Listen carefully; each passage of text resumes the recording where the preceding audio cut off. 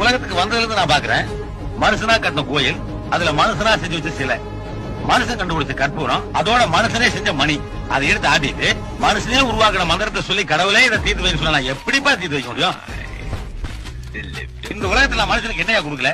ஆகாசத்தை கொடுத்தேன், நீரை கொடுத்தேன், நெருப்பை கொடுத்தேன், காத்த கொடுத்தேன், ஏன் காய்கறிகளை கொடுத்தேன், மர வகைகளை கொடுத்தேன், இதையெல்லாம் ரசிக்க கண்ணை கொடுத்தேன், காதை கொடுத்தேன், மூக்க கொடுத்தேன், உழைச்சி சம்பாதிக்கிற 2 கைகளை கொடுத்தேன். இதையெல்லாம் பயன்படுத்திருக்கும். இதனால ஏதாவது பிரச்சனை வந்தா தீர்க்கிறதுனா மூளையில கொடுத்தேன். அந்த மூளையை உபயோகப்படுத்துறதே கிடையாது. கடவுளே என் பிரச்சனை தீர்த்து வை, நான் எப்படி தீர்க்க முடியும்? இப்போ 24 மணி நேரம் என்னையே நினைச்சிருக்க ஒரு பக்தன் நெல்லை கொண்டு போய் பாறையில் போட்டானா, அடடா இவன் நம்ம பக்தனாச்சே அப்படின்னு அந்த நெல்லை விளைவிக்கிறனா?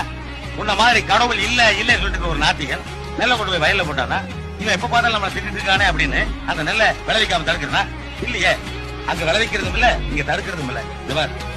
கடவுள் மனுஷனுக்கு பிரச்சனை உண்டாக்குறதும் இல்ல, மனுஷனால் உண்டான பிரச்சனையை கடவுள் வந்து தீர்க்கிறதும் இல்ல.